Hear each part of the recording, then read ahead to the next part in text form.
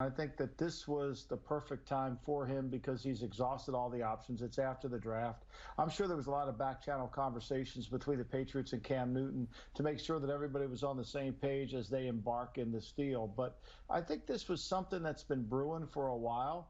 And when these deals tend to move slow because it's not about money, it's about fit. And part of being in the fit, you've got to sell the deal in terms of how you're going to utilize this player's talent.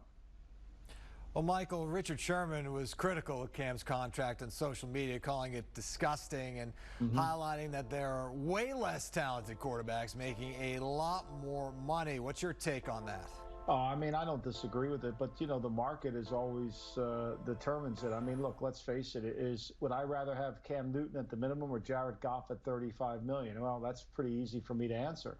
I listed today on Twitter a bunch of quarterbacks that are Case Keenum's making more money. Tyrod Taylor's making more money. I think that's just the nature of the business. Jameis Winston and Cam Newton both have to reestablish their careers. They took minimum deals to do so.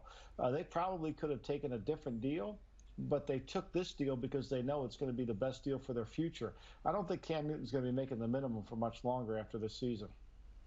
Cam has always been a starter, and I highly doubt that he's coming here to be a backup. So is Cam the perceived starter, or is this Jared Stidham's job to lose now? Well, I don't think it's anybody's job to lose. I think the one thing that I think Cam Newton wanted to make sure of is that he has to earn everything. And the one thing about the Patriots program is you must earn everything. So I think it's the combination of those two factors. It's no one's job. Everybody's going to get the equal opportunity. I mean, that's Belichick's main speech to all the players. Look, it doesn't matter where you're drafted. It matters how you play. And I think that ultimately we know Cam Newton, if he plays anywhere near, everybody talks about 15, the way Cam played in 15 when he was the MVP. No, if Cam plays anywhere near what he did in the 8 games when they were 6-2 in 2018 before he hurt his shoulder, that'll be really good quarterbacking. That'll be above the quarterbacking play that they got last year. I know I say that about Tom, but that's the fact. Cam Newton in 2018 in those 8 games was very good. If he does that, he'd be hard to beat out.